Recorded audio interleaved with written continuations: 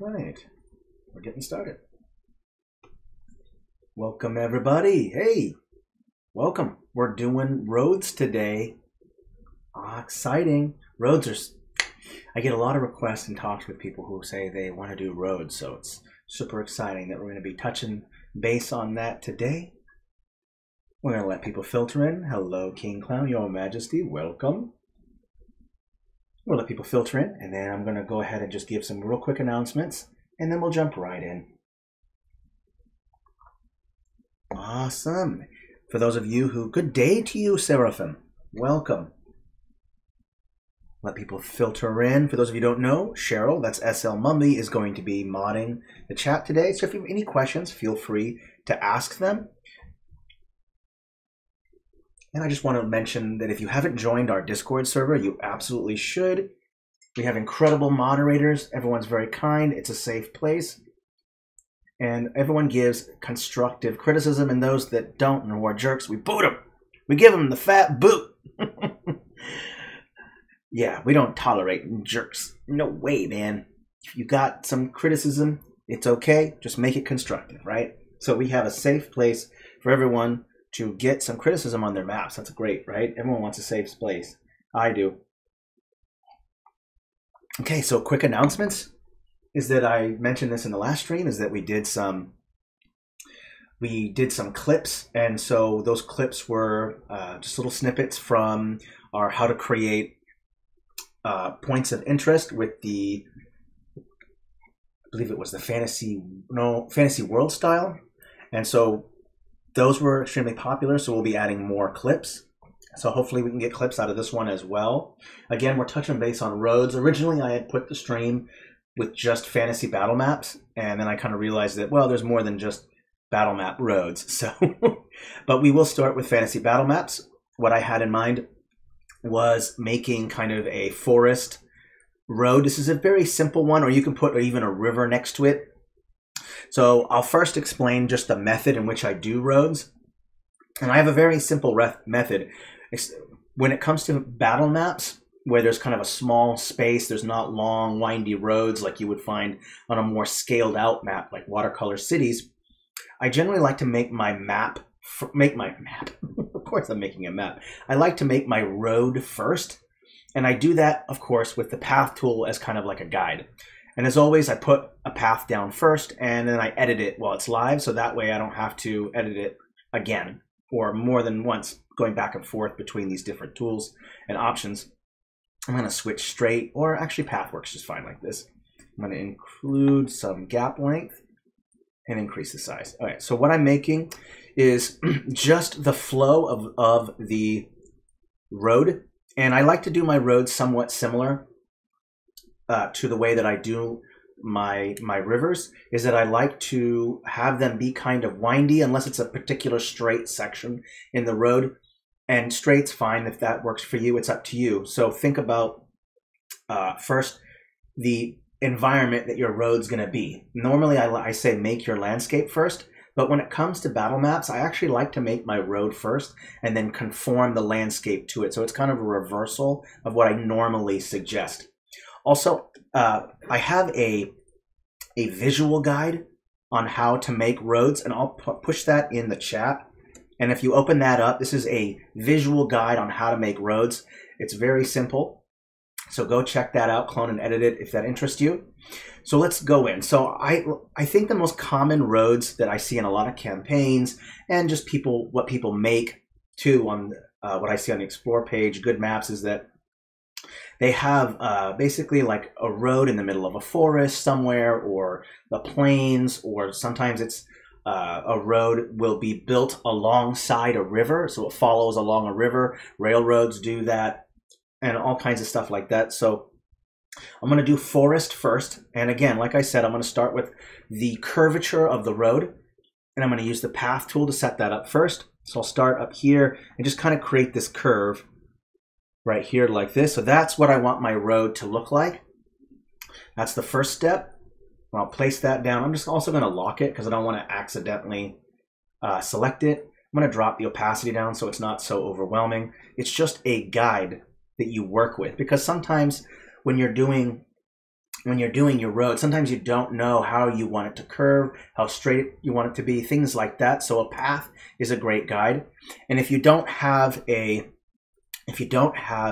drawing pen, this can be kind of difficult to make that nice kind of curve that you want without a pen, because doing it with a mouse, I'll switch over to a mouse, can be a little bit harder. So it just takes a little bit of control. So practice a little bit on doing that. I always try to practice using a mouse, and it's okay, it's just a guide too. So if it's not perfect, don't worry about that. Okay, so I've picked kind of what I want it to do. I'm gonna increase the opacity a little bit so I can see it just a little bit better too. So let me just select this. There we go. Okay, well that's the width, my goodness. That is not the opacity. Don't listen to me. All right, so now, once I've had that guide there, I can throw down some textures. And the way that I go about textures when I'm doing a road is I think of what the base color, what's beneath everything, dirt, right? So I'll take a dirt texture of my choice. Doesn't matter which one you want. I'm gonna fill in the whole thing, so I'll just go like this. I'm gonna make it all dirt. And then from there, I can add in grass, my road texture, and all that stuff because I have a texture beneath. And that applies to every map that I make. I always have a base texture, and I usually make it dirt because what's beneath grass, what's beneath the road, it's dirt, right? So dirt being your first layer, really helpful. And then you won't have to repaint in dirt later. Once you've done that, now you can start figuring out what you want for your road. So a little bit of a lesson on roads and how they built them. At least in medieval, there's Romans, and the technique is relatively the same up until modern times, but you dig a wide trench, and it's not very deep, about a foot, 2 feet deep, and then you fill in the bottom with gravel, pea gravel, rock, small clusters of rock, and you throw that in. Then you're compacting that down and placing much larger stones, and you place that on top of it, and that gravel acts as kind of like a shock absorption for the like a cart that goes over it, and so it kind of keeps the road from falling apart. So that's what that under gravel part underneath the larger stones on the top. But with roads, there's a lot of different ways you can pick your road. You can have it be stone, and the way that I pick what texture to use for my road depends on the scene. Now, if you're in a forest, do you need the road to be all stone? Does it need to be bricked up? Like I usually think of bricked or stone or cobblestone in a city where carts, kind of need that to get around. They're not going to get stuck in wheel ruts in the mud and stuff like that. So dirt is really kind of a nice choice for, let's say, like in a forest. So I'll do that. I'll pick a texture that I want to be the road, and I would suggest when you're doing the road part is we're going to focus on some contrast between the color of the road and the wheel ruts, like what color will the wheel ruts be.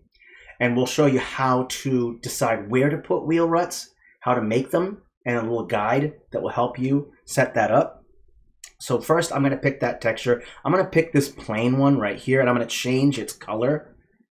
So I might go to filters and make it a little bit darker.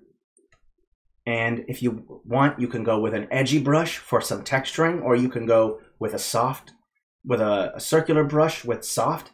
It's up to you which style you like better. Edgy brush looks really cool when you do it right, and so does just doing it with a circle brush. So I'll have my softness all the way up, and I'm going to bring down the opacity. And just go ahead and take your mouse or pen and just kind of go over it like this. And it might take a couple strokes. You can set it up to 100 if you want, but we're just setting the width. Right now we're working on what's the width of the road. So how wide will the road be? So this dark texture will kind of help with that. So I'm going like this. There we go. This looks fine. There we go. So there's the outline of the road. That's the first step. I can remove the path now. It worked well as a guide, and now I can move on. Now once you've added in that, you're going to want to factor in other things like, do I want the road to be lined with grass? Because as a road is trodden more by feet, by cart, by livestock, horses, stuff like that. As they trot over it, the ground gets stamped out and grass doesn't grow there. Maybe a couple patches here and there, but most of the grass will be on the side of the road, away from the road, because it's been beaten out by all the trotting that's going on that road. So you will factor that bit in. So let's go ahead and do a little bit of background. I'll pick a texture, make sure it's in the Fantasy Battlemap. I'm going to pick this grass one right here. Again, I'm just going to keep the opacity about 50%, maybe a little bit lower.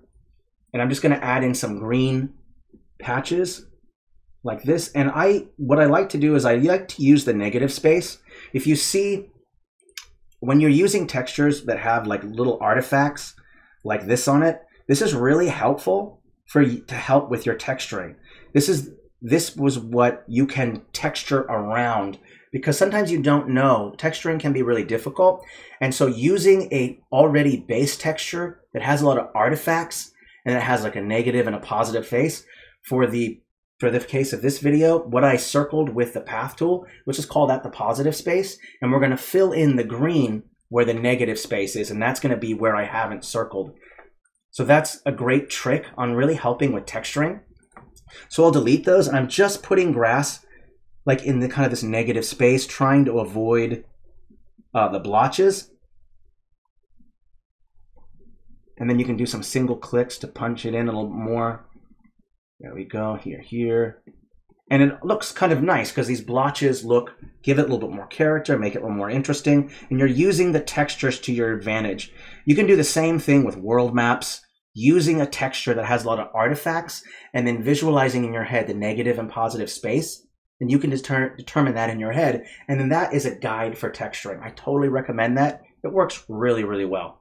I'm at 100 plus changes, so I'm going to save it. Does anyone have any questions so far?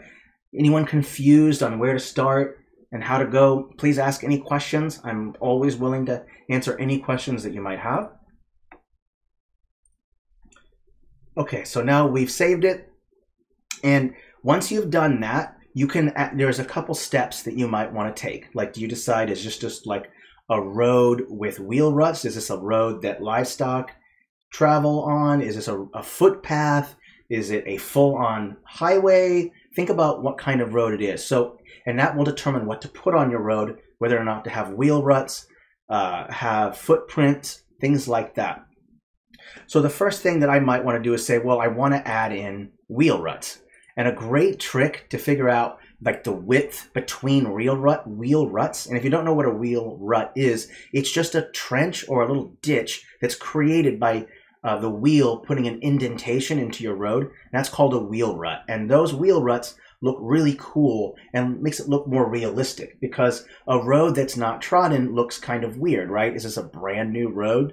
No, you want to show that there's been movement, that people have been running, jumping, walking, riding their carts on that road. So first step is look up a cart, and I'll type in cart real quick. I think it's under cart. We'll see. Here we go, perfect. So we have a cart. I'm going to zoom in. Now the cart can help. Now you can use the road as it is as your scale, right? So this is how wide the road is. So now you want to scale your cart to the road. Is it a road that can fit two carts side by side? Like this, one going one way, one going the other way? Is it not a very big road at all? Is it a small road? Boost up the scale of your cart. So it's up to you how you want to decide what the width of the road is by just scaling down a cart or a tree or whatever to help figure it out. So I kind of like the idea of it being two side by side, so we're going to end up doing that. It's just wide enough. This looks about right. And from here, you'll notice that the cart has wheels on it, right? Well, that's perfect, right? Now you can use the width of those wheel wells to figure out where your wheel ruts are going to be. So you're basically creating the wheel ruts right from the wheels itself. Now, there are a couple ways that I go about making wheel ruts. One of them is you can just paint it in, okay? And the way that I go about doing wheel ruts is you might want to even make the color either a little bit darker or a little bit lighter. Up to you how you want to go about it. I'm going to go with lighter. It might not look as good, but we'll find out. So it's all about testing things out and feeling it out, what feels good.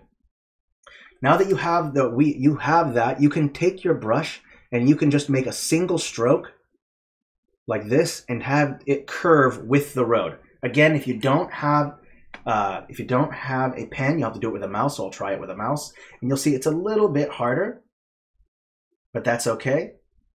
It's a little bit harder. Now I'll show you some tricks on how to do wheel ruts without using textures. You can also use a path tool, and a path tool works great because with the path tool you can change the blend mode to fit with whatever color the road is. So I'll show that real quick. I'm just going to go with maybe a dark texture for now, just black, and maybe even add in a little bit of a shadow. That's okay. I'm going to put it down real quick to just kind of see what it looks like. And you can even blur it if you wanted to. Blurring looks pretty good in my opinion, so you have a blur. And make sure that your path tool is below this. So this is at layer 3. I'm going to want my path to be below layer 3, right? So again, just take it and go like this, and you can make those wheel ruts. Okay, now if you don't have a pen, I can show you another trick on how to make curves, and you can use the text tool.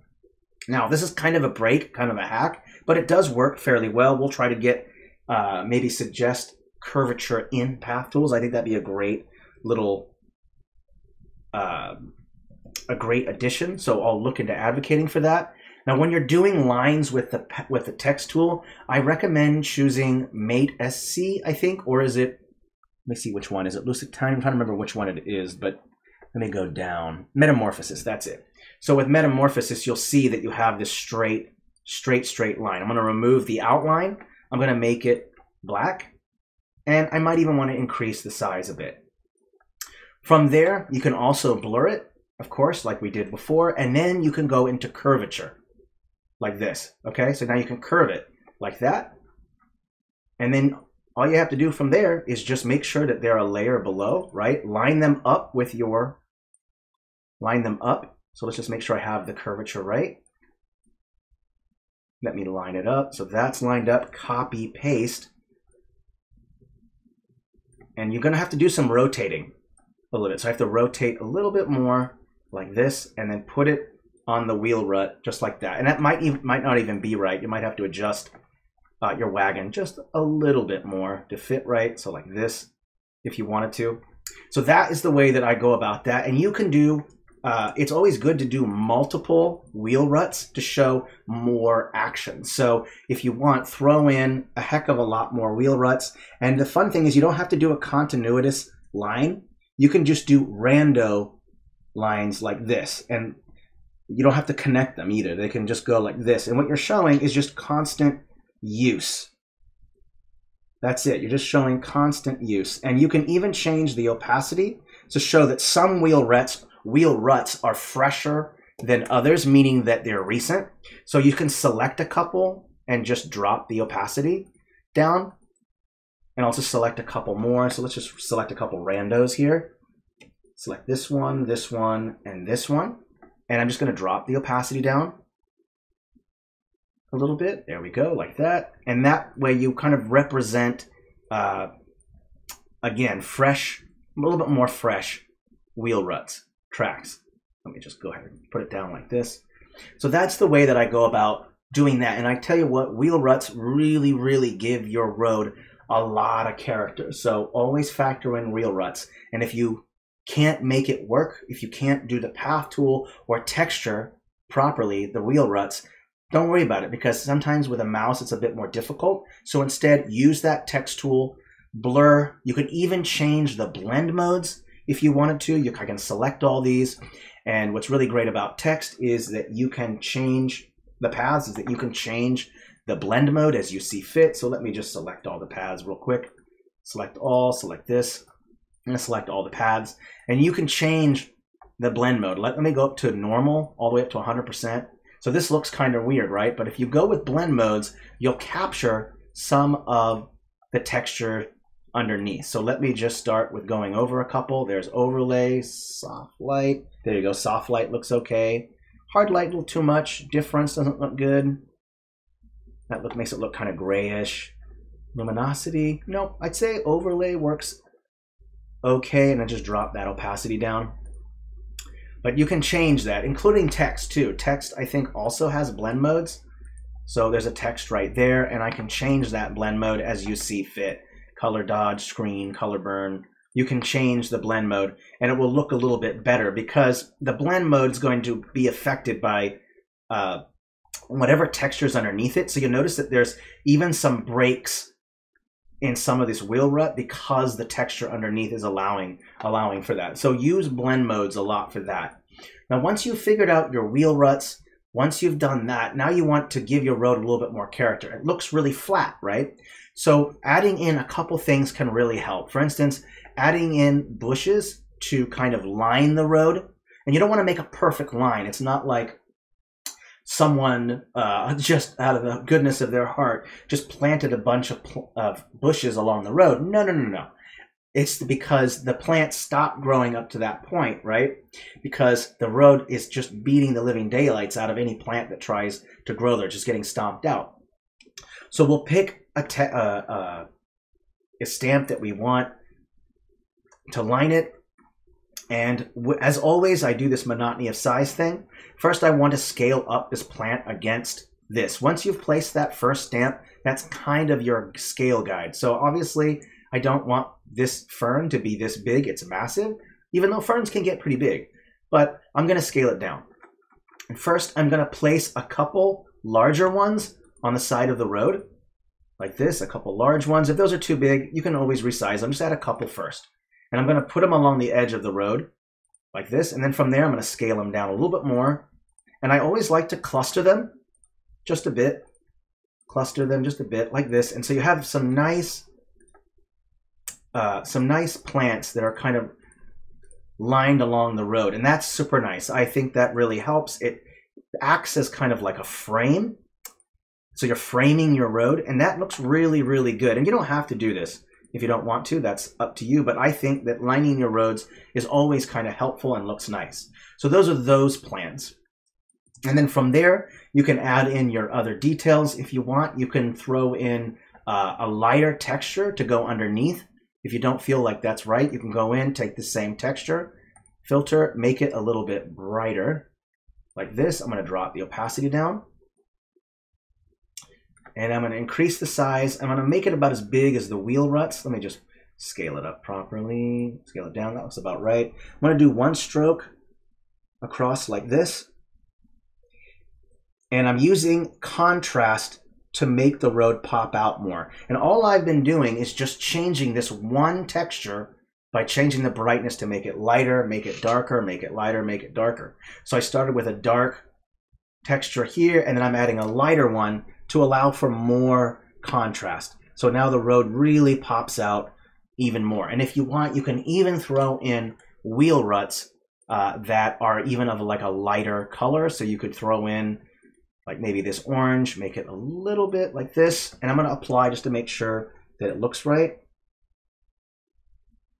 Let me see here. Let me go with normal first. Let me bring the opacity up.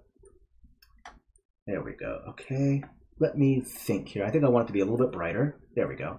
And now I can probably change the blend mode to whatever looks good. 1 second while I go over it. Soft light, hard light. Oh, I kind of like the soft light at a lower. There we go, like this. And you can throw in a couple more. Just lines like this to kind of give it a little bit more character in your road. Hold on a second here. We'll go down here too as well. There we go. So you now have a little bit more action going on in your road. Now there are some other things that I recommend. You can also throw in little pieces of rock, little tufts of grass go in. See, the texture that I've used already has a little bit of rock on it, and it looks kind of uniform. You'll see that there's like the spacing, how much rock I used. Almost looks like I kind of goofed up right there. So the way that I would work that out is to make sure that you throw in some actual rocks that aren't just stamped into the ground, but rocks that are laying on top of the ground. So we go into that catalog. You just press that S key or O key, press that F key to open up the catalog. I type in rock. And there should be a bunch of them. Let me just check here that I have it right. Rock, 1 second. Yeah, they're right there. Small rocks. I'm going to zoom in, and I want to scale them properly. There's probably not going to be some massive rocks along the road. And one way to know where to place your rocks is to kind of use the rock texture that's already on the ground. And what I'm going to do is I'm going to put these rocks on the side of the road and not necessarily in the middle of the road. So I'm just going to line them up where I see other rocks in the texture. Right there, I line one up there, put one right here. Let's put one over here, one over here, here. Let's scale up a little bit more, adding in a couple bit more rock, add a little bit more rock just to give it a little more character. Because details can mean a lot. Just a couple rocks here and there can really help. So factor that in. There we go. So we have some rocks there. Let me just zoom out and take a look at it. Yeah, we have some rocks there. That really helps. Kind of makes it not look so flat. The whole road shouldn't be that flat, right? Because you're going to expect wheel ruts, some rocks, some stones, tufts of grass here and there. And you know, it's always nice to throw in a little tuft of grass here and there as well. So go in and just throw in maybe like a little stretch of grass where the real ruts haven't got to it. So add in a couple here, add in a little bit right here, and single click it. We go up a bit, 46%, and just single click some grass sections. And what this will also do is just cause a transition between the grass sections and the road. And you don't want to do too much. The majority of the grass should be outside of the road. But these little single clicks can really help to throw in some random grass in your road. I'm just going to throw in some sections here, a little bit here, here. There we go. A little bit of grass here and there. Just to cause a little bit more transition. So the road is looking nice. I'm going to save it. I'm at 242 changes. Any questions so far? I hope this is helping. If you feel like you have another method for roads, please feel free to share them. I don't mind. I'm always trying to expand my own knowledge instead of just pushing mine onto you. You must make roads this one way or suffer the consequences.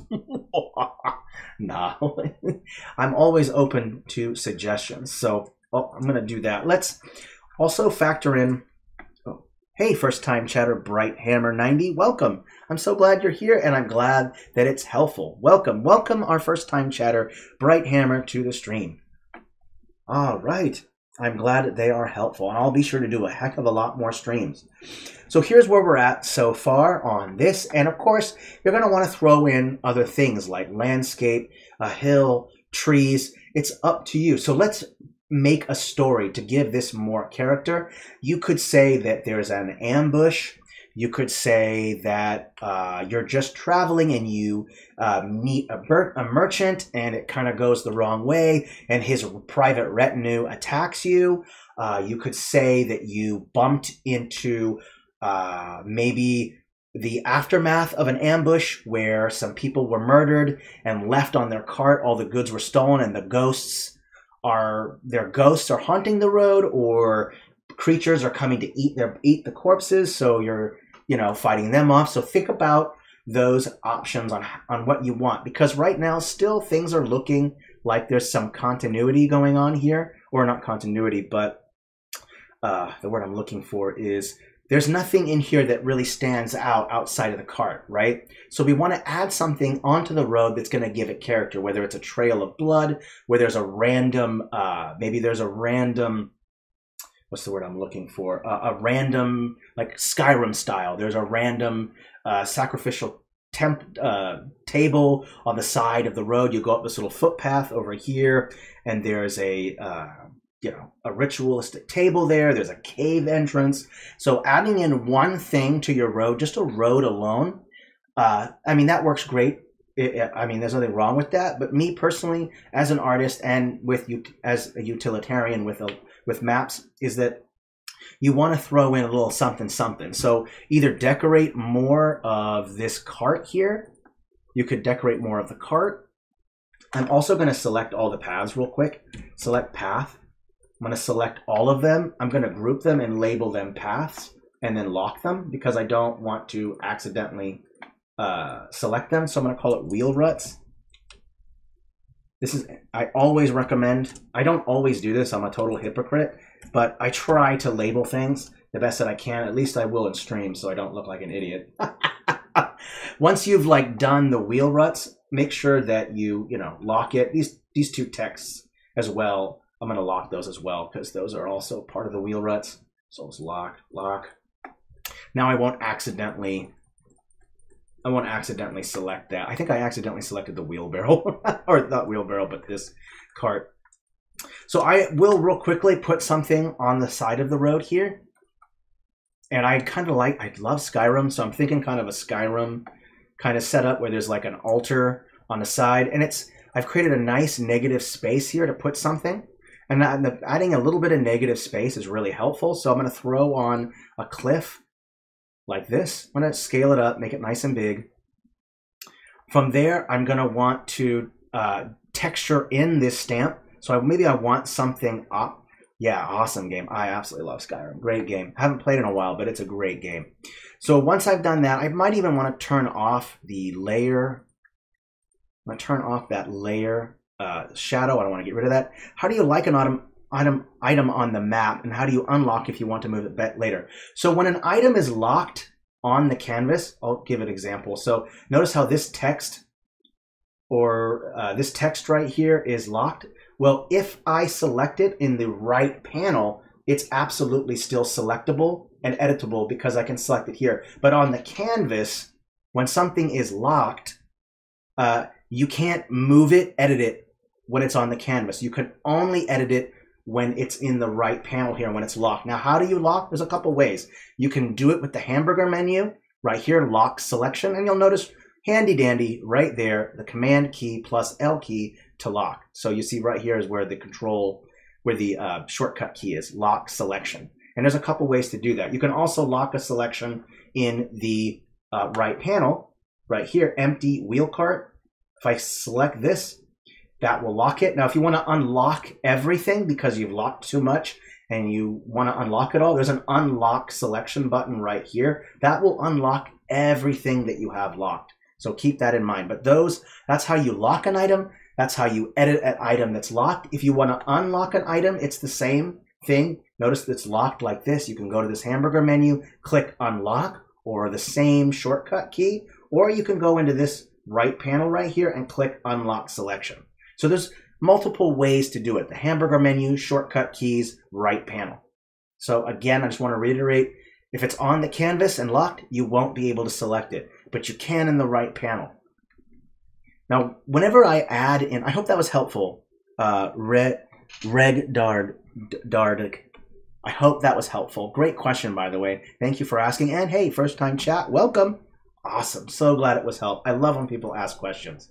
It's so helpful. You don't have to worry about interrupting me or anything. I love questions. So now I'm going to add this, and I want to choose a texture that I want to blend this stamp in with. Do I want this to be a rocky type section? Do I want it to be just dirt? Is it a dirt ridge side? Is it just a dirt ridge? Is it going to be made of stone? You're going to have to decide how you want to go about that. I could leave it like this and it looks fine, except for the texture that's right here. You'll see right here there's this texture. Oopsie, I'm not using the right tool. 1 second here. Go back to normal. You'll notice right here that 1 second, I set this up. You'll notice right here that there's this weird texture right here, and that looks kind of odd. So I don't really want that there. I'd either repaint the whole thing brown and then add some grass on it, or you can just change it to an entirely different texture. Now, if you were going to go with stone, then you're probably going to want to pick a stone-like texture. There are these what's called concrete textures, and some of these will work just fine. I like to use this stone one right here. And let's go with the edgy brush. Let me show you some fun stuff with the edgy brush. Now, because we're dealing with stone, I don't really think of a lot of soft edges. When I think of stone, I think of hard edges, right? And the edgy brush works perfect for that. I'm also going to remove the smooth as well, and I'm going to drop the opacity. Now, I've mentioned this in a lot of streams before, but when you're working with the edgy brush, make sure that you drop the opacity down quite a bit, because if you don't, there's no smooth option in between it. Watch what happens when I apply You see, there's no smoothness. There's just this hard freaking edge, right? Well, that might not look good. There's no blending between this hard edged stone texture and this grass. And you don't want that. You want to blend it better. So again, drop it down. Let's say 20 is fine. And you can change the size as well with this right here. It's called the edge feature. If I drop it down, it'll change how big the little cells are that are being made with the edgy brush. And I'm going to go ahead and just apply once just to see how it looks. That's okay. I'm going to increase my size. I'm going to do some single clicks. And you'll kind of notice that there is that hard, kind of a nice edge to it with stone. So I'm going to just put it in stone all around here. Like this, add it on this edge here. I want to keep some of the dirt because you would kind of expect some dirt, some grass, as well as stone. Because in nature, it's not like in Minecraft, right? Where there's just a solid concrete block or a solid grass block, right? This isn't Minecraft. So you have to blend your textures. And you're not going to find just a pure stone texture unless it's just pure stone, like a mountain side cliff, a ledge. You can do that too. But you see a lot of variety. So I'm going to keep some of my grass. First time chatter, Drunken M for star. Welcome. Everyone say hello to our first time chatter. Hello. Yeah, so this is how you do it. This is how you do it. You add in those textures, and you see there's some hard edges here, and that looks kind of nice. Gives it kind of a stone kind of feel to it, so it looks nice. All right, so now once we've done that, we wanted to add in something. So I can put in that ritualistic table. Maybe I want to put a broken staircase leading up to this ledge. Maybe I want to create a path. Maybe I want to have, maybe say that this is the point where an ambush took place. When you're ambushing somebody, you want to stay hidden. So maybe this ledge right here is a nice place. We can throw in some trees if we want. So let's say that I want to do an ambush, right? I don't have to do a ritual table. I don't think this is big enough for that kind of space. Let's say that we want to put like a fallen tree. And it was cut down and put there on purpose as kind of a roadblock to ambush people. Kind of a classic trope, but it works. You can take these fallen trees and you can pick what you want to be, which one you want. It's up to you. I'm going to go scroll through and just take a look. Just say it's kind of a smaller tree. It's not a massive one. And it kind of was cut like this and it fell down. It hit the ground like this. I'm also going to, I think I'm going to remove my wheel cart. I don't need that right now. So I'm going to put this down. So let's just say that this tree was cut. It fell down here. Now, if there's going to be an ambush taking place, it's not very helpful to ambush people on the road if they can see you, right? On this ledge, you're high up. They're going to be a little bit easier to see you. So you're probably going to want to throw in some trees that are going to hide these ambushers. So throw in some trees on the side right here. So we'll just throw in one for now, and it's okay if it overlaps into the next panel. Not going to worry about it. This tree is big enough to where it is going to kind of block the view, because if let's just say that the road goes kind of like this. People are going this way, if I can get it to work, which obviously I cannot apparently, because I'm not even using the right tool. Gotta love these kind of mornings. Let's say that people are going this way. I'll just kind of create a little arrow. It's going this way, right? So the perspective for people is when they see things, this tree right here, that's that sight, this tree right here is gonna block the view, and you can put your bandits or ambushers right there, okay? And they can also hide and run down the tree, come down and attack. So there's all that. So factor that in when you're making your road. What is it for? And delete these paths. And I think that looks all right. You can throw in more trees as you see fit, where you want in the corner. If you want to fill in the negative space that's right here on the side of the road, just throw in some trees like this. Throw another one down here like that. And then that's it. And I always like to also, if you do that, throw in some trees. It's nice to throw in some ground stamps or some ground plants as well that are below the trees. So again, you'll have to make sure that's at the right layer. So let me quickly turn that off. We've already got these ferns here, so maybe it's not a bad idea to put ferns as well. What layer is this? Layer 3. Put my ferns at layer 1, like this. And I'm gonna make them a little bit smaller and place them underneath. And what's nice is that because they're underneath, they're gonna be a little bit darker because the shadow of the tree is there. I'm just gonna throw in just a couple. Let's put in a couple more there. I always like to put just a couple items underneath my trees, whether it's a stump, a log, whatever, because you want to do what I like to do, which is layering. You always want to have stamps on top of each other to create the illusion of depth.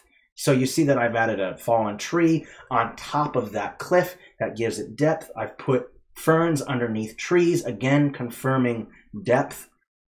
So that's one way to create depth. I'm just going to sound like a broken record there. There we go. Fix that shadow.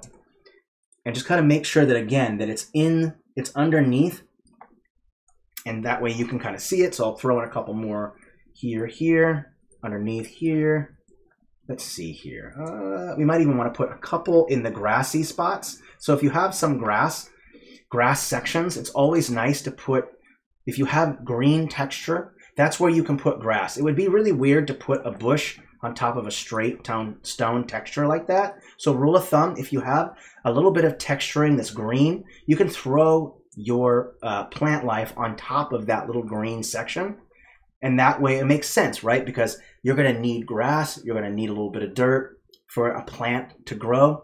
And so putting it in a little green section, a green textured section, is exactly where you'd expect to put your plant. And if you feel like these right here need that as well, feel free to go in with your grass texture and just lightly go underneath. And I'll show you real quick what I mean. Just take this texture like this, and you can even go big, just single click it. Oopsie, it's a little too much. Always remember softness brush. I'm not going to use the edgy brush for this. I'm going to undo, get rid of that, my mistake. Make sure that softness brush is all the way up, and you can just lightly go over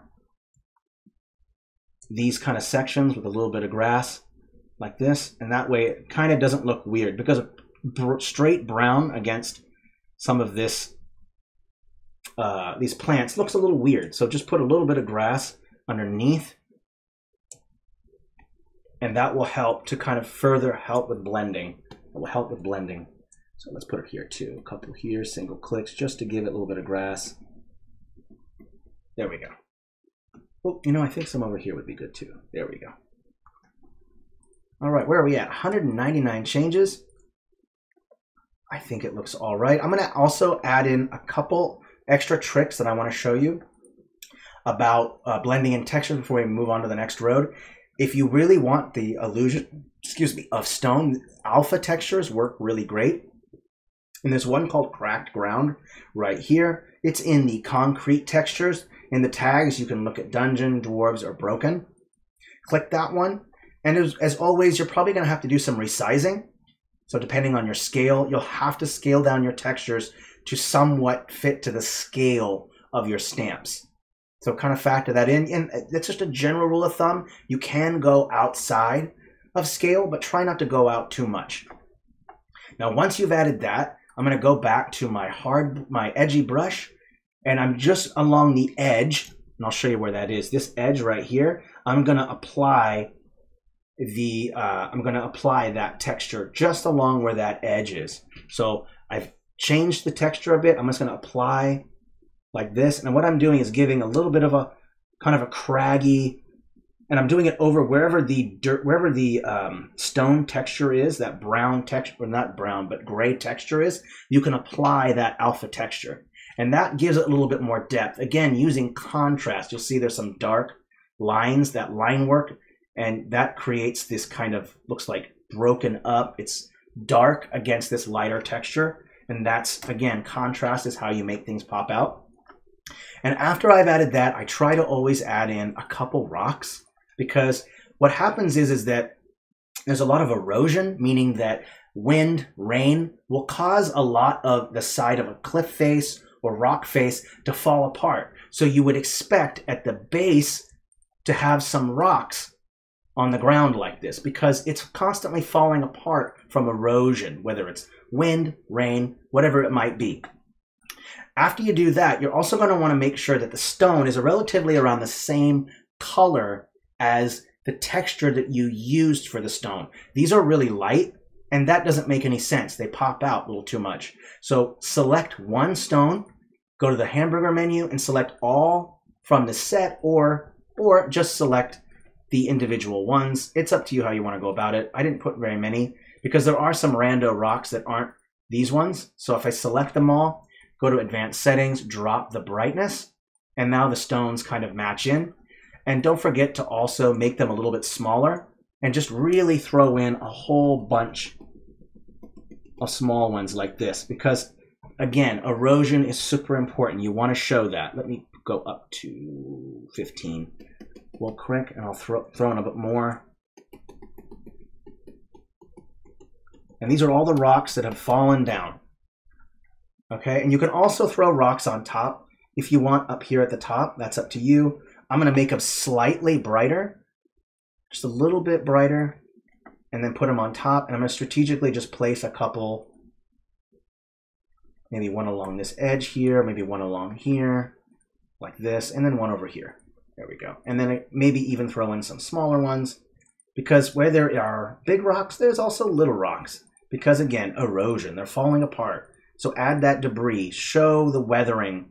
You want to show weathering on your map, really helpful. So there's the road. You've got the main route that you're going. We've taken one texture and then you changed it 3 times to make our road. And that's it. Now you don't have to choose between 8 textures. You only have to use 3 when making your road. Just change the darkness and brightness, and that way it's so much easier than switching between all these various textures. I also want to give a little pro tip. Whenever you make any changes to a texture, make sure that you're going to use that texture again later on in the map. Make sure that you select your favorite. So it's now a favorite by clicking this little bookmark icon, and then the favorite section is right here. The reason why I recommend this is because the recently used section can only hold so many textures. So after you've done about 12 textures or so, it will stop those textures that you used 12 textures ago will no longer show in recently used. That means you'll have to go back into the catalog and re-edit that texture all over again. And by edit, I mean placement, filters, those options. Okay, so whenever you make adjustments and you know you're going to use that texture again, favorite it immediately. And that way you won't have to change your settings again. All right, so favoriting textures is a big deal. Now, is there any more questions about this particular road for Fantasy Battlemaps before we move on to the next one? We've been on this one for about an hour now. I don't want to go on too long, so we'll quickly get to any questions that you might have about this. I'm going to save 300 changes. 300! So I'll save these changes. I'm going to try to fit them all in with the next one. Hopefully it won't take quite as long. I'll try to speed it up. All right. Yes, I think this looks pretty good. I don't really have any issues with it. It's pretty simple, laid back. I know, tisk. Naughty, naughty, how dare I? Okay, Watercolor Cities. Since there doesn't seem to be any questions that I know of, let's go to Watercolor Cities. Now, I'm going to carefully plan out this one a little bit. Well, not carefully. Probably not carefully. Knowing me, I'm not very careful. I am extremely irresponsible, and I take great pride in it. Okay, Watercolor Cities. So I'm going to change up my style. I'm going to go in the catalog here, open it up. We're now in Watercolor Cities, so I'm going to change Watercolor City stamps. I'm also going to go into my texture catalog, and I'm going to switch over to Watercolor Cities. And now we're going to do that. So I'm not going to make it a really large city. I'm just going to make a city block, just like I did in that last stream. I'm going to make one city block that's going to kind of represent how I do it, and I'll show you how that works. This is a part of city planning, so you can include that. but the way that I have it is generally the same. Hello, hello, Brian. Welcome.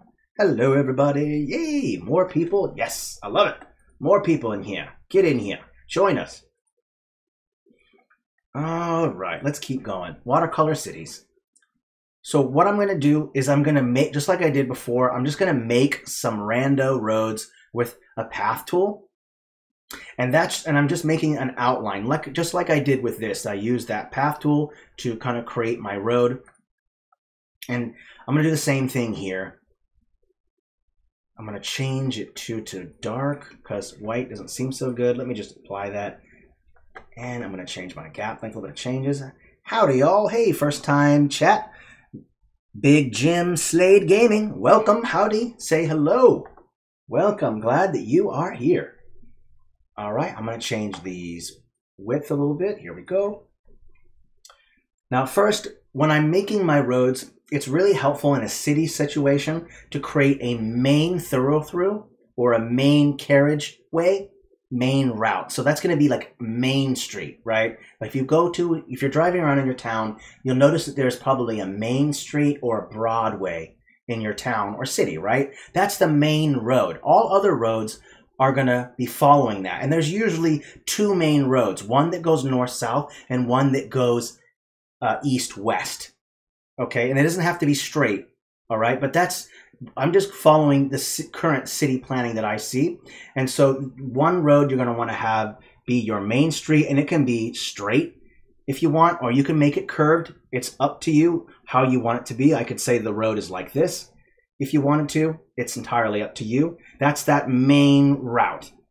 We could just say this is either Broadway of Main Street. Let's say that I also want to have another road that goes, this is kind of the east to west, more like northeast to southwest, sort of, but we'll say that's that main route. And then there's another one that we want to say that branches off and goes up to here like this.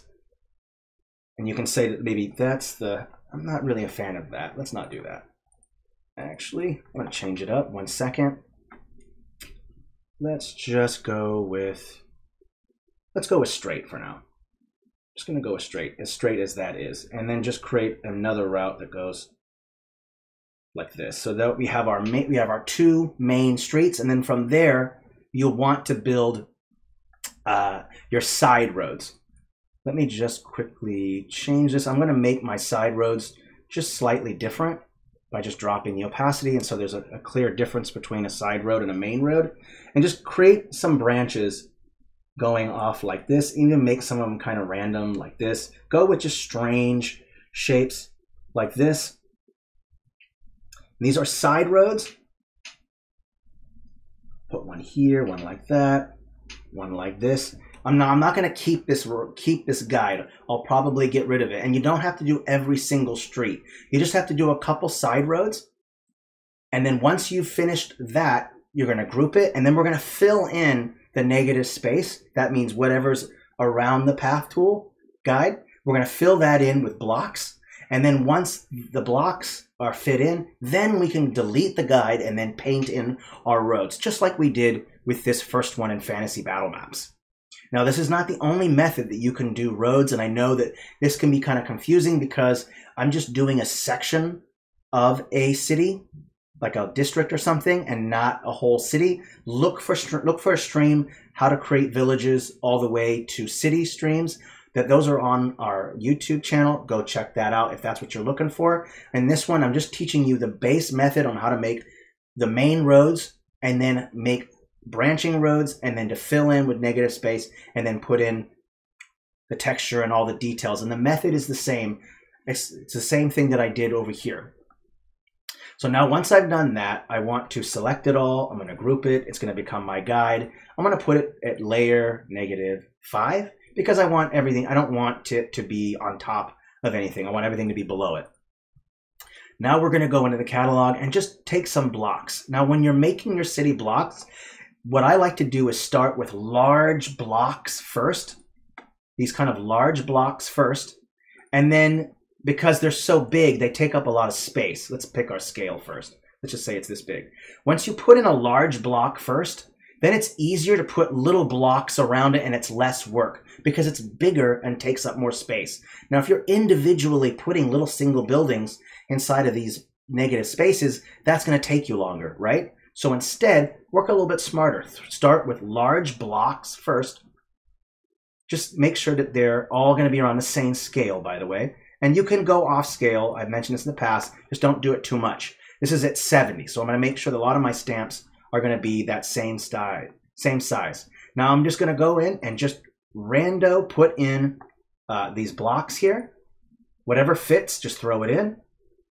Put one there. I'm also going to choose a different color. I don't want everything to be red, so let's maybe throw in some green ones or yellow ones. So I'll throw in this one.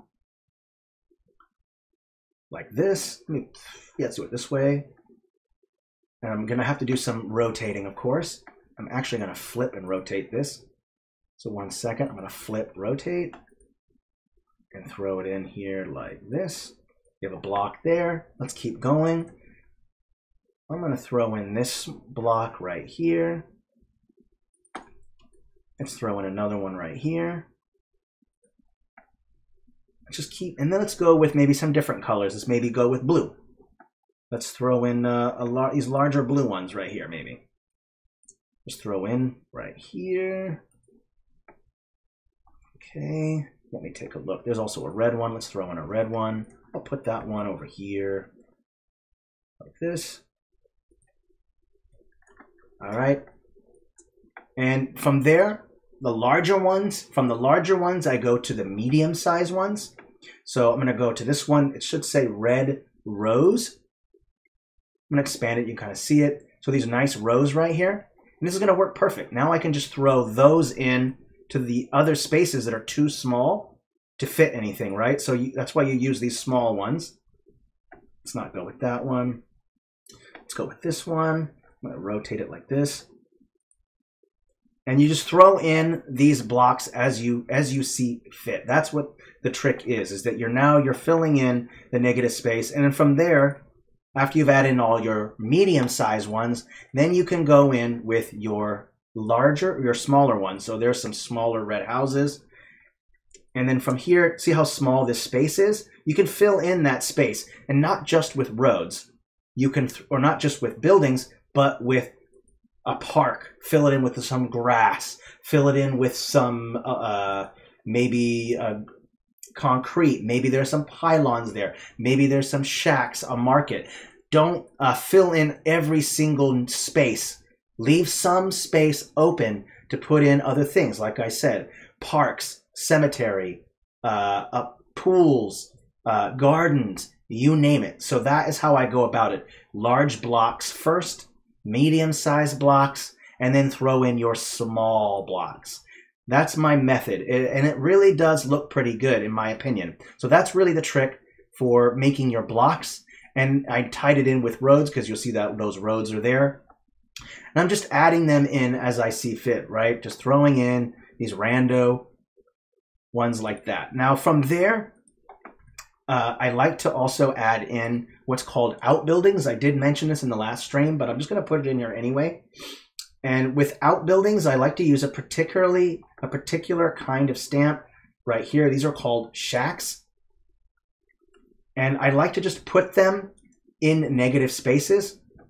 And I'm going to make sure I turn off random. And I don't want random because when it comes to adding in small details, I like to be specific. Random doesn't work for me, but it might for you. And so I'm going to throw in a couple outbuildings. So I throw in a couple outbuildings there. I might want to throw in a couple outbuildings in this section, or maybe throw in a fountain. Maybe there's some outbuildings along here. And I'm going to use the same one for right now, because if I'm, instead of just clicking through and randomly trying to change a whole bunch at it, like, let me see how I explain this. Instead of doing this, let me show you, that way I can kind of explain it. I'm putting on random. Now when I'm doing on random, I might not want some of the stamps that I selected, right? I only like certain ones. So I turn off that rando option, that rando toggle. Oopsie, I didn't mean to delete that. I turned off that rando toggle because I want to place all the ones that look like this first, and then I can go and then add in other ones. So I'll add in a couple here like this. Make sure I turn off that rando. Oopsie. Throw in a couple like this. Oopsie, one just disappeared. That looked like a bug. Ooh, I can just do this all day. Bye, hello, hello, hello, hello. What is happening here? Awesome. I'm going to save and refresh the page. If you ever bump into like a bug or an error like that, don't panic. Your map's not busted. Just make sure that you save the map first. Now, once you've saved it, just go up to that little refresh button. Make sure you save first. Refresh the page. Go to log in. I'm going to close. I'm just going to edit and open the map. And then when I go to put those stamps down, hopefully it won't do that again. I do love showcasing our arrows. So nice of me. Hello, welcome. All right, we're going to let this load. And I'm going to show you what you do if you bump into an issue where refreshing the page doesn't fix the issue. If it doesn't, go to that hamburger menu in the top left corner. Go down until you see the help chat with support. Click that. No, is it not popping up? Help chat, not popping up. Oopsie, it's not popping up. Well, that's not good. I'm not sure why that's not popping up. 1 second, help chat, you can do it. It doesn't want to. Hey, look, you're screwed. Sorry, we can't help you.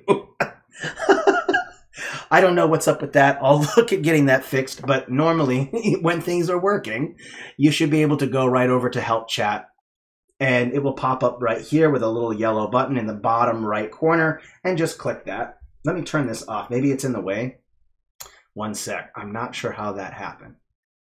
So fascinating. I love when things don't work. Don't you all just love that? Yeah, I'm not sure what's up with that. Well, anyway, as I was saying, you can add in these. You see, look at this. All the ones that I placed are still there. Hilarious. Wow. Okay. Hopefully it won't do that again. I like to place them one of each kind at a time. So if I just put, oopsie, what the heck? Come on now. If I place down a couple like that, then I can move on to my next one. I want a couple here like this. I want a couple over here in this corner. Maybe I want to rotate it so it's not completely lined up. So I can rotate it like this. And rotating it gives it a little bit more character. You don't want way too much symmetry. That can look kind of odd. So you have that. And then from there, I also like to add in crates and barrels, as you would expect.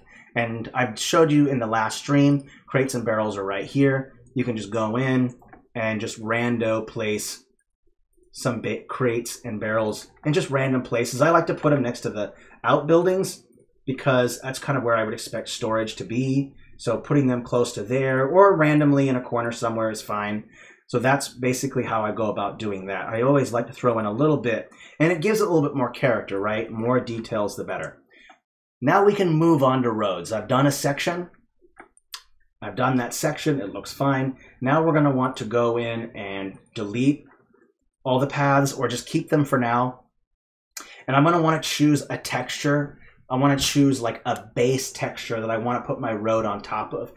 So I want to think about contrast. Now, when I'm making my roads, personally, I like to use a dark ground texture and then use a lighter road texture. So let me go into that catalog real quick, and I'm going to choose a little bit slightly darker color for a texture. I think maybe this kind of brown right here will work just fine. You can even make it darker if you want. That's up to you. Go ahead and just go all the way across like this. I'm going to fill in this whole section. I'm just going to press that Enter key. Now the whole thing like that. Now you'll notice that texture again is dark, right? Because what we're going to use is contrast to make the road pop out. So if you're using a dark ground texture, I probably want to use a lighter road texture. Go back into that catalog and you'll see there's some nice stone or street stones. And there's a couple of them. You've got some yellow one. Here, where the line work has a little bit less contrast, you can use this road that has more contrast, and then this road alpha, which means that you're only going to pick up the cobblestones and the texture underneath will show through in the negative space.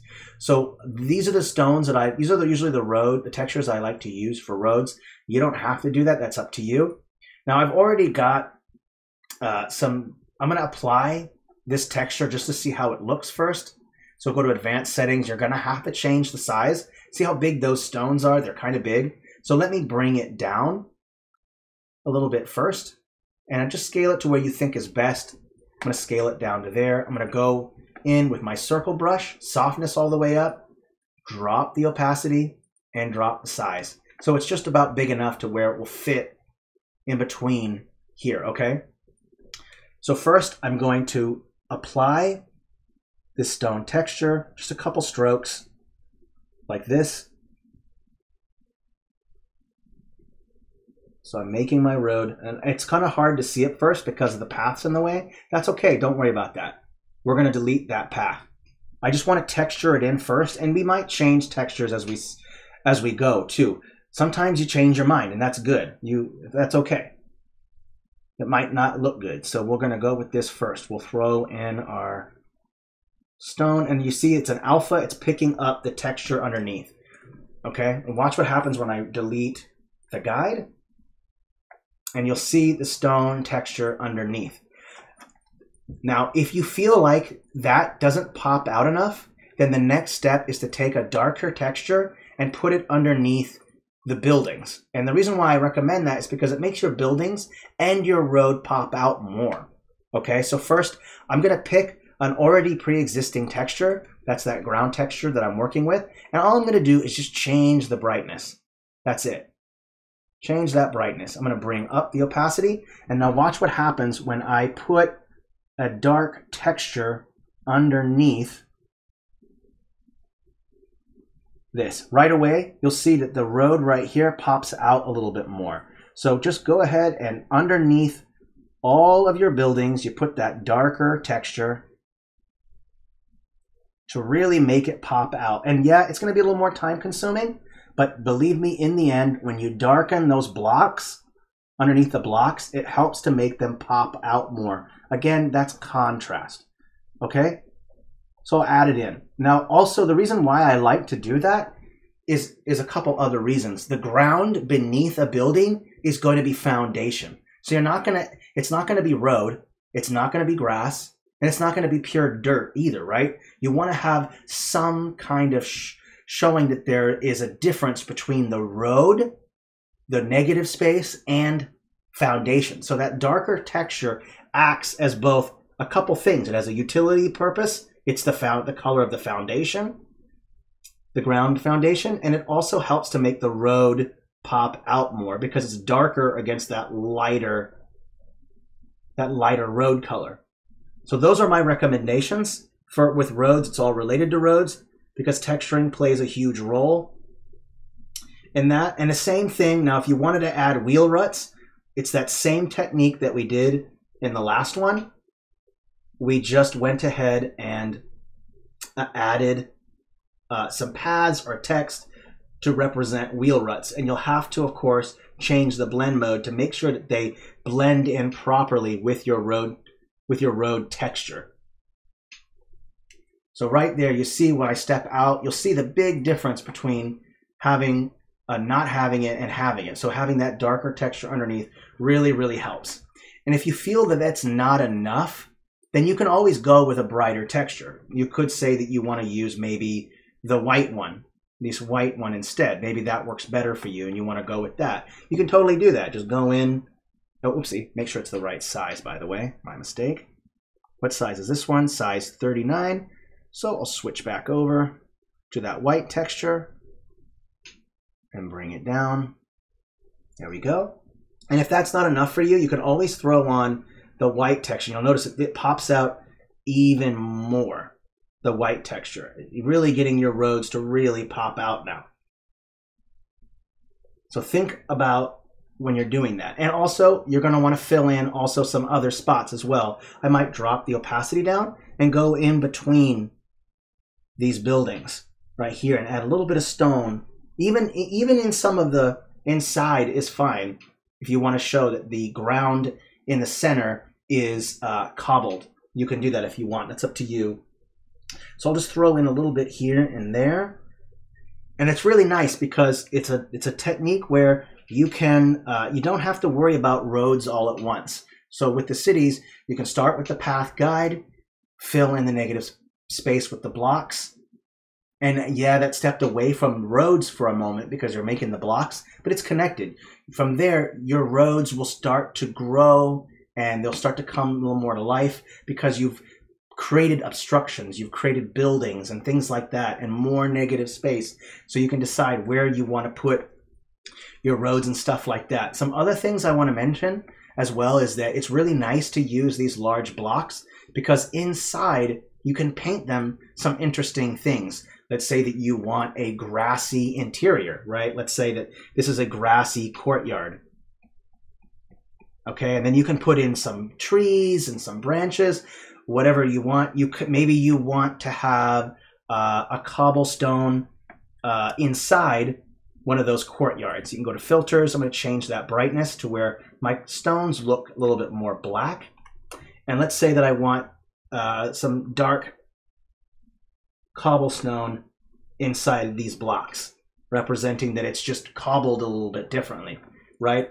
Let's say that I want to throw in like a fountain or something like that, because those negative spaces within those larger blocks work great to decorate inside of. So if I just type in fountain and I can just put it right here in the center like this, you might have to scale it down a little bit, and that's okay. And let's say that you want a fountain in your courtyard, and there's that. You can throw in statues, grass, trees, whatever you want. So all very, very, very helpful. Let's quickly do wheel ruts real quick, and we'll see what blend mode works best, so that way you know. Let's first grab a cart. Of course, as always, we want to grab a cart, and we're going to use that as a guide. So let's zoom in a little bit. Let's put our cart on the road.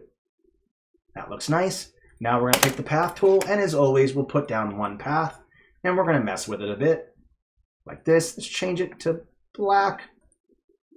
And we might want to also change that blend mode. Let's just take a look and see which ones work rather well with this texture. Color burn, screen color dodge, overlay. I kind of like that one. That looks okay. Let's go ahead and throw that in here. So now we have that. Let's make some room. And I'm going to make some wheel ruts. So you start, make sure it's below a layer, below the cart. Start at the wheel and just throw in some kind of random wheel ruts. And also it's nice to throw in the curve. Check out this. You can throw in a curvature at these intersections, and those curvatures look really nice when you do it like this. So it looks like there's a lot of action going on. Even throw in some U-turns maybe. They did a U-turn like this. And if that path is still too dark, that's all fine. That's fine. You can select all those paths and you can change it to whatever opacity, blend mode, color that you want. But I do recommend absolutely showing the wheel ruts in the cross sections, because it really gives it some real character to it. The way that I like to do it is have curves on the edge. So watch this curve right here. There's a curve like that, curve like this, curve like that. And what that represents is that it's going around the corner like this. And so that adds in some nice character to it. So now you have some wheel ruts. It's a bit time confusing, or not time confusing, but time consuming, but the results are undeniable. They work really great. So that's how I go about that. Also, some other things, like earlier you noticed that I lined my roads with bushes.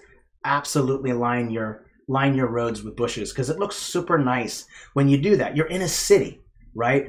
And when should you line your roads in a city? I generally like to line more elite administrative sections. Let's say like a theater district, I would have a lot of gardens. If it's like a noble's domicile area, add in gardens, add in trees, add in grass, add in lined roads with grass. So let me go on that catalog. I'm going to go in and look up bush. because I love me my bushes. I'm going to throw them in right here. And the way I'm going to do it is just go single click, because you don't want them to be uniform, perfectly uniform. I like to have a little bit like this. And whenever I line my roads, it looks a little weird when there's just no grass or green underneath it. So when you do line a road, make sure that you take a green texture, as you would expect. Make sure it's the right size, and just go underneath like this. Just a little green underneath like that. Add in some green underneath here like this. So that way it kind of makes sense. Some green here, green right here, and right here. So adding a little bit of adding some bushes to line your roads, again, acts as a frame, makes it look a little bit more interesting. So that's one way to go about it. And then on top of that, you can also make, like I said, gardens, and you can just use the rectangle shape, and you can go in and create just random, press enter like this, and you'll have some nice green squares that you can use as like a garden space. So I can rotate this, just press enter like that. And if the lines are too harsh on these edges, that's okay. Go in with your texture like this and go on along your edge like this and just blur a little bit of that edge so it's not too much. Go on this edge right here like this. And whenever I make my gardens, I also like to line them with bushes, of course.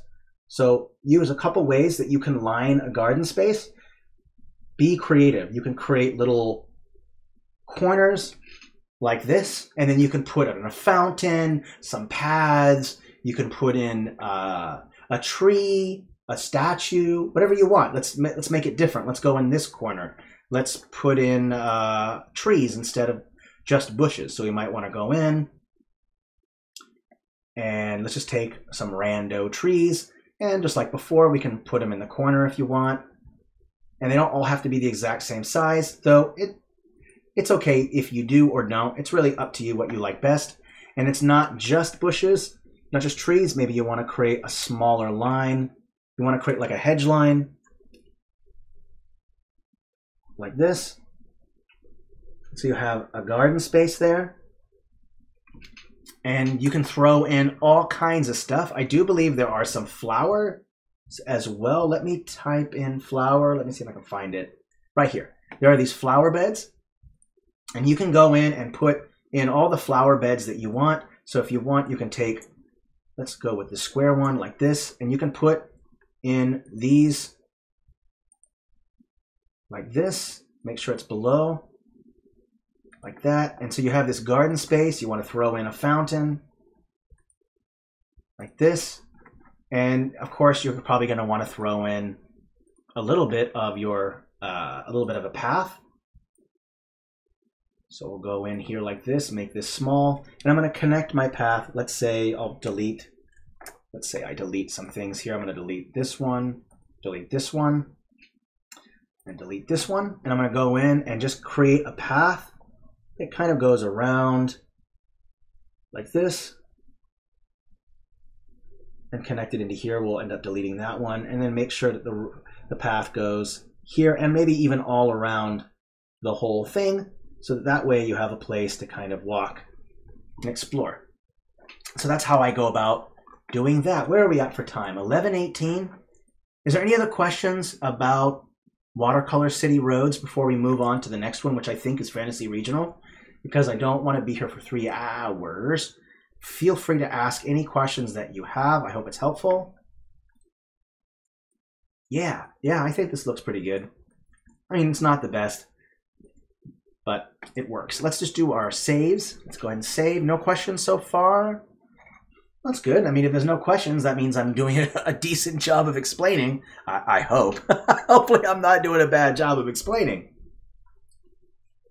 Roads are awesome. I love making roads. They're super fun. It doesn't look like there's any questions, so I'll just move on to the next one, Fantasy Regional, and then the back one. Oh, I don't think I understand that one. Your Majesty, did your cat Did your cat land on on the keyboard? Did your dog land on the keyboard? Commander Bond. I love that name. The Supreme Arbiter Commander Bond has arrived. I love it. Great name. Commander Bond. So cool. All right. Commander-in-Chief. Perfect. Well, good. I want it to be a good example. Perfect. Perfect. All right. So we're done with that one. Let's go move on to Fantasy Regional. And you know, again, the concept remains the same. I'm really just being so repetitive. I'm just doing the same things over and over again in each style. That's okay. I thought maybe you had a cute kitty who was just like, I'm going to play with my master's keyboard. Duh, duh, click, click, click, click, click, click, click, click, click, click, click, click, click. That's what happened. All right, Fantasy Regional HD. We're going to go into that catalog, switch over to Fantasy Regional HD. I read it backwards. I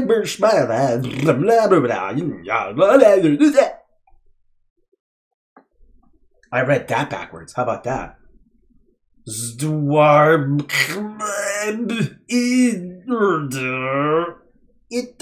Lol. Okay, now I did it. Now I did it properly. I kind of made it up the first time. It doesn't count.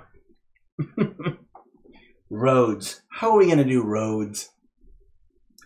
All right, let me think for a minute here. How do I want to go about making my roads in Fantasy Regional? It's about the same, really. I'm just going to go ahead and make a little tiny village, I think, and then I'll put together some roads for you. So let's just use one stamp. We'll make it act as kind of the whole thing, like this. So let's say that you want this town to kind of have roads, right? So we'll go with this. I'm going to pick a texture from Fantasy Regional HD, of course. So let's open up the catalog. What is in here? What goodies we find? Here we go. All right. I'm going to pick a texture of my choice. I'm going to fill in my space here. You know, work? What happened? That would be painting, and I don't think that was what I was supposed to do. I wanted to go with this one. Let me add that in here. Here we go. Press and enter. Oh, I think I need to do it a couple times. There we go. There we go. All right. Now, let's take a look. So I want to deal with making roads for Fantasy Regional. What's really great about the Fantasy Regional here is that you already have a nice composition of buildings here. And so it won't be too hard to figure out where your road's going to be, right? It's going to be in the negative spaces. So placing down your stamps first, especially for Fantasy Regional, is something that I like to do first. I don't actually make my roads first and then place my buildings. So I'm kind of doing a reversal from my original two, because with top-down, I generally like to make my roads first as a guide.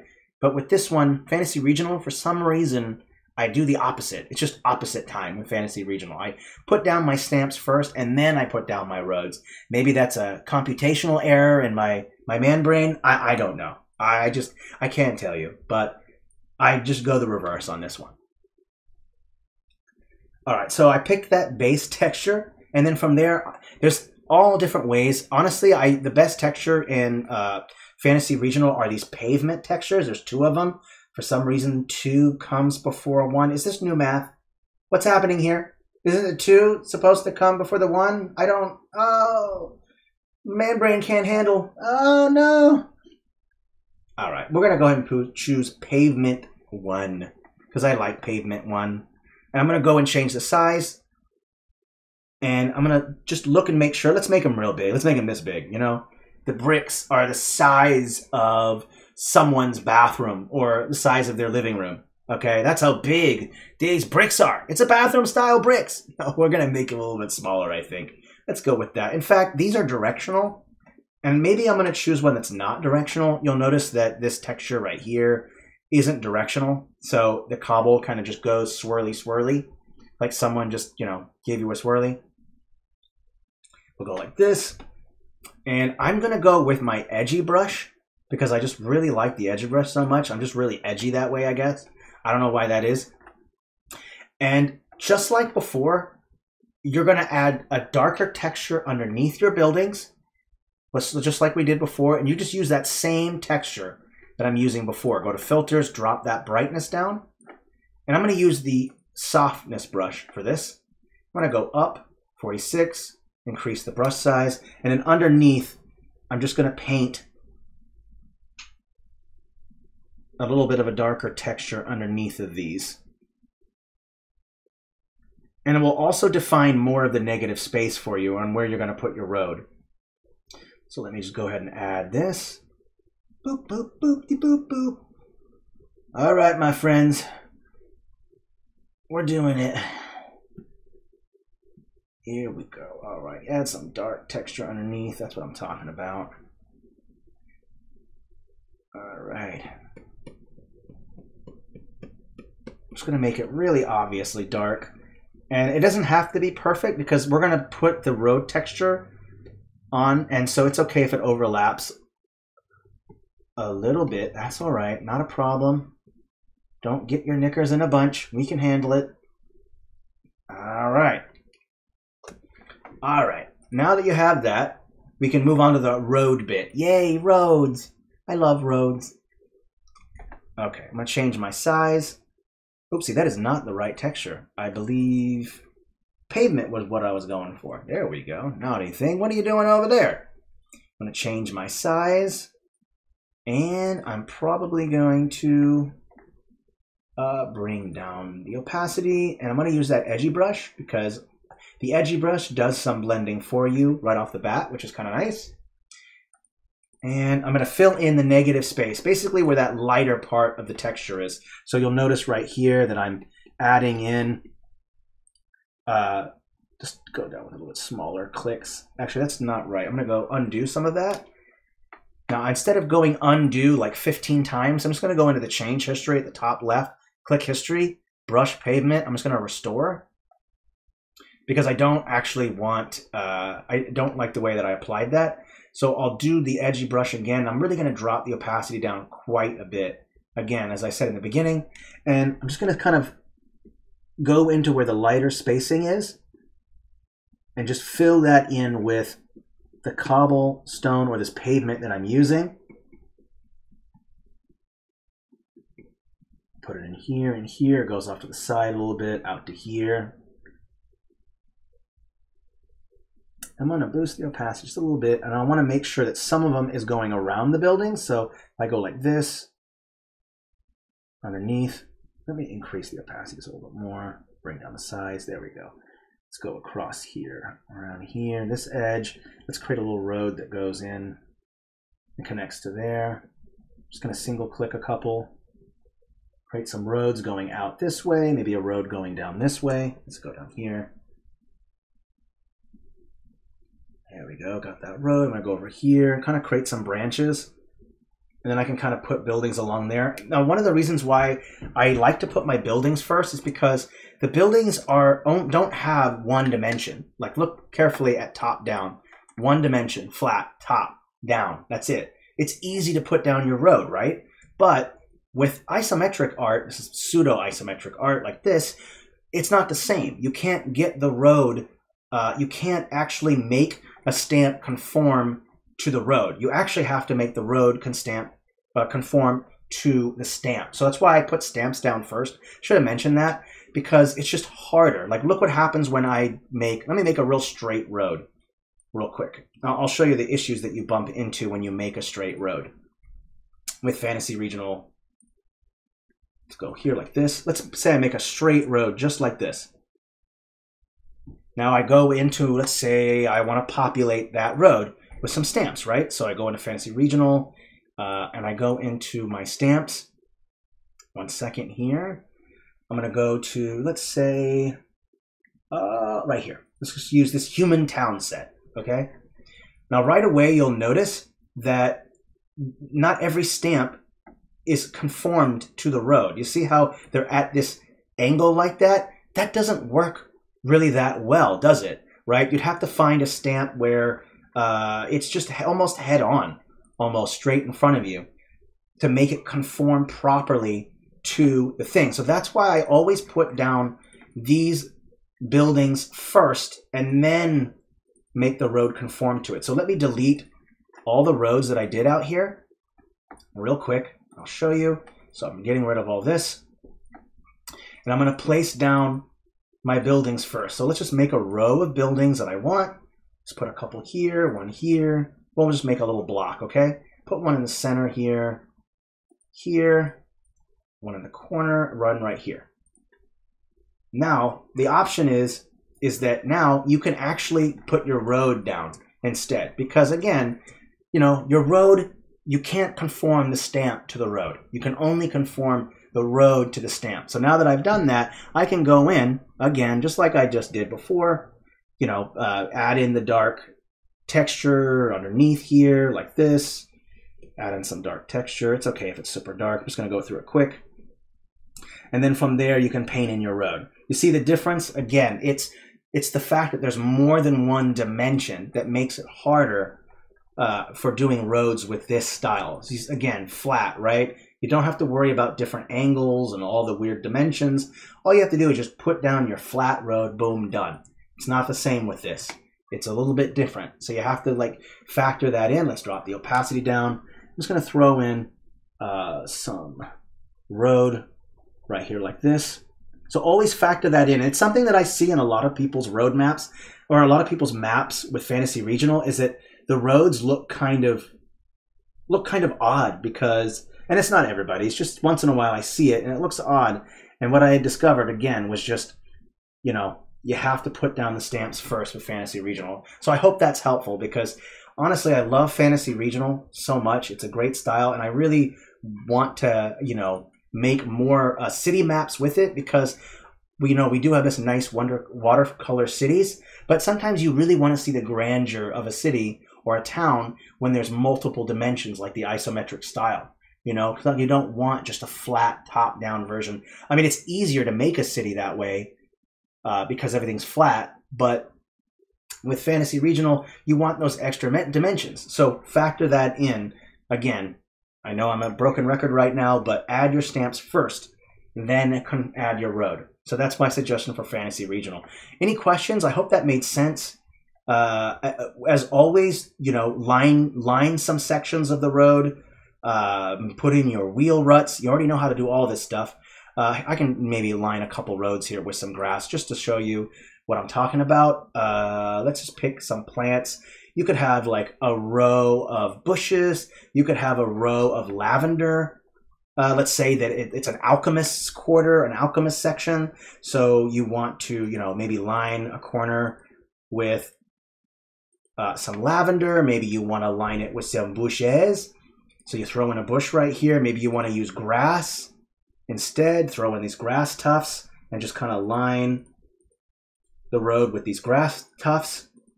And again, as always, I recommend if you do that, just drop down the size. Make sure there's a couple small ones just to kind of break up just the monotony of that same size. This looks weird. So in a couple small ones just to break it up. And of course, just like before, you're going to want to use a green texture on top of that. I know it's really repetitive, but I hope it's helpful. Just throw in a little bit of green texture like that. So that way it represents kind of grass like this. And even where that lavender is, throwing a little bit of grass in there is really, really helpful. First time chat, I don't know how to pronounce your name, but they say I always have a problem with the right dimensions while the beginning of the map making. So you're talking about the issue that you're having is scale. And what helps me with scale is just the first stamp that you put down is going to be the relative scale range that you're going to work in. So if you're making a world map and you place your mountains first, scale everything to the mountains. Now, obviously, mountains are so massive that if you made a tree to scale to the mountain, the tree would be tiny, right? So it's okay if you go out of scale because a map is a representation of reality. If you're looking for realistic, take a photograph. But a map is a representation of reality, and you can add in as much reality as you want, but maps are representations. So don't, beat yourself up if the scale isn't perfect, okay? But the first stamp that you place down on the map is generally going to determine the scale. In the first block, we put down a cart, and that cart was going to be the guide for the scale of everything else. Same thing when I went into here, right? I placed that first block, and then I just kept everything relatively in the same scale. Now, when I did the bushes, I dropped the scale down a lot. Same thing with the trees, I dropped the scale down a lot more. It's okay to do that, but try to stay relatively in the same scale. Again, first stamp is what's going to help you as your guide.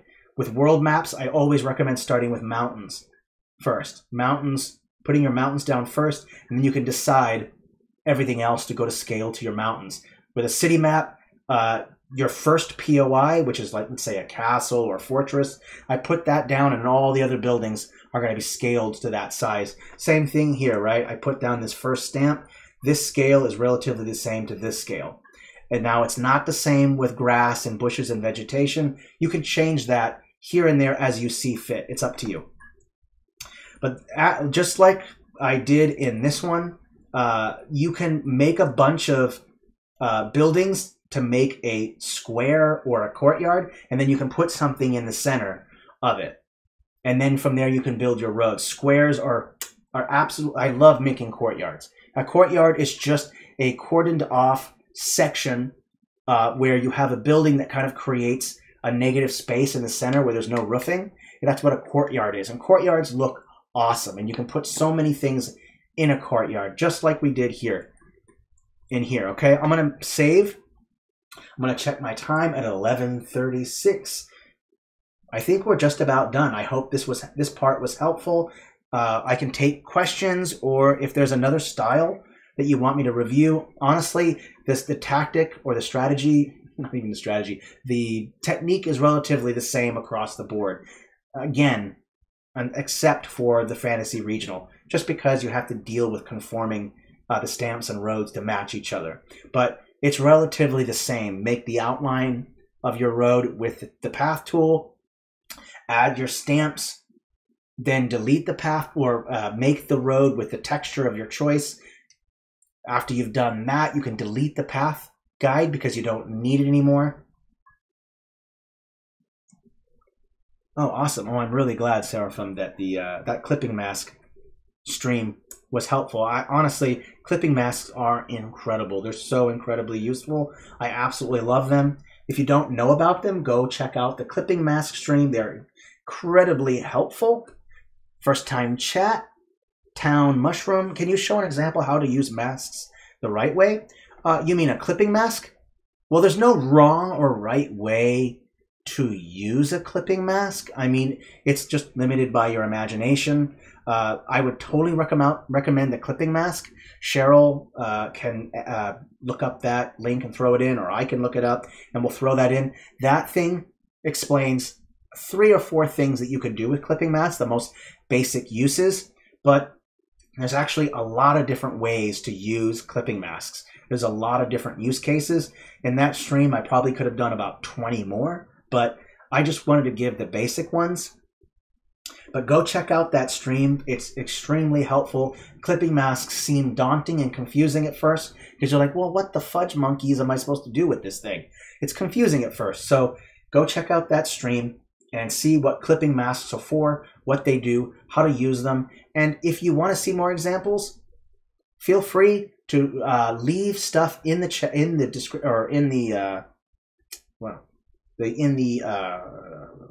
comments if there's any other use cases that you'd like to see or anything like that. The basic ones are like bridges, hiding lines from the grid tool. You can use them to hide certain things on the map. That's usually what clipping masks are for. They're meant to hide things generally. That's a general rule of thumb. They're really useful. But go check out that stream. Any other questions that people have? Feel free to ask. Maybe there's more questions about the about Fantasy Regional. If there are other things that you want to add, let me know. But basically, the technique is the same all around, so it's pretty helpful. Honestly, my favorite one is this Fantasy Battlemaps. Roads are so much fun. And from here, with the middle one, just extrapolate. If you know how to make one small section of a block, that's how you make a city. A city is just a series of blocks. So if a city seems daunting to you, don't get stressed out. all you have to do is just focus on making one block. Make one block at a time. Make a theater district. Make a garden district. Make one block at a time, and that will really help you, because cities are really, really daunting. I understand it. They're very like, oh my God, where do I start? Holy fudge muffins. What do you do, right? Start with one block. That will help you. Once you understand the composition of how to put together one block, the next block will be easier, and the next block will be easier, and the next block will be easier. So focus on that. Same thing with the Fantasy Regional. Start with a central POI, and then just build all your blocks around that central POI with Fantasy Regional. And again, broken record, make sure that you put the stamps down first in Fantasy Regional. Do not make the roads first, because that will get you a little flustered when you're trying to, why doesn't this awkward angled stamp conform to the road? I want to hit my head against the keyboard repeatedly. Smash, smash, smash. Don't do that to yourself. Don't stress out. All right, well, I think that's it. I'm just going to wait to let people ask any more questions they might have. You can even add in a rando question if you want. It doesn't have to concern roads. It's always nice to ask just some rando questions. So if you have any, please let me know. I'll answer that question for you. This was a lot of fun, by the way. Thank you, everyone. I appreciate you being here. Oh, I just love doing streams. So much fun. Get to hang out with fun people. Get to do art. Get to sound goofy and get away with it. Oh, yeah. Oh, yeah. Oh, don't worry, Panda Labs. It is saved. Don't you worry. I'll be uploading this to YouTube just right after this, and I'll be sure to pull out the clips as well so you can see each section on how we did it. So that's exciting. And here's a Discord stream. Go check that out. You absolutely want to go check it out. Oh, King Clown. Oh, Panda Lab. I got COVID. Been out of it lately. I'm sorry that you contracted COVID, and I hope that you heal, rest, and get better, because COVID stinks. It sucks. Not a fan. Don't recommend it. So take good care of yourself. Get some rest if you can. Request some time off. Lay down, relax, and enjoy yourself.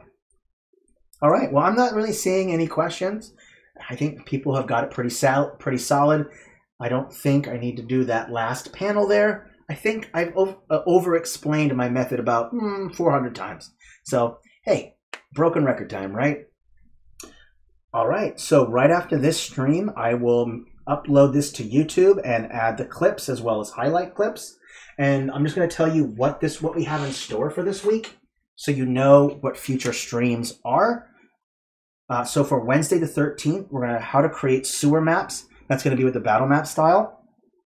And then maybe on Friday, because I know that Friday is a holy day for some people, that's Good Friday. So I will talk with the team and see if it's a good idea to maybe cancel that one. The stream would be how to blend textures. And I wouldn't cancel it, of course. I just reschedule it for another day, because blending textures is a giant deal. And blending is a task. Blending is extremely helpful. And I know that it's a very popular request. So if we do cancel the 15th, that's a Friday, I will make sure to reschedule it for another day. We also have a whole bunch of streams still in the rest of the month. Map makeover, a full map makeover on the 18th. No, I will never cancel it. Oh, first time chat. Welcome, Tequila Blue Dragon. Oh, I love that. My favorite kind of dragon is when it has tequila and it's blue. I love that. Like, who doesn't like, flying around on a blue drunk tequila dragon? I love that. That's so awesome. I want one. That's so cool. Awesome. Does it shoot like tequila out of your breath? I love that. Like, I love it. Tequila breath, level 10. Take them out. So we're going to be doing a map makeover on the 18th. On the 20th, which is a Wednesday, we'll be doing a full editor demo. And I'm super excited about the full editor demo, because we're going to be going over every single feature. We're going to be going over every single tool. And that will be a little bit of a long one. We'll include full use cases for each tool, and I'll make sure to clip that out so that you understand how to use each tool, because a lot of the tools on our YouTube video, those videos are kind of outdated. I'm also doing a stream on the 21st, how to paint parchment maps. And I love painting parchment maps. It's time consuming, but it really pays off. Also the 25th, which is a Monday, how to create blacksmith shops. And finally, at the end of the month, Wednesday, the 27th, we'll be doing how to create coastlines with the fantasy world. Awesome. Sweet. So lots of good stuff to come. We'll let you know if we reschedule the blending textures. So we'll let you know in advance. So that way you're not like, you show up and you're like, where'd that dingbat go? He said to be here and he's not here. Jerk. I know. I just stood you guys up like a big jerk, right? No, I'm not going to do that to you. All right. Well, I think that's it. That's it for now. There's nothing else, I think, to explain. No other announcements. Just go now. Go join Discord. Join us. We would love to see your beautiful faces on our Discord server because it is so much fun chatting with everyone. Everyone's got a great sense of humor. Go check it out, okay? All right. Well, I'm done for the day. I'm going to take my lunch, and I want to wish you all a wonderful day and a beginning to the week. Please stay safe and healthy, and I will see you in the next stream. Ta-ta for now.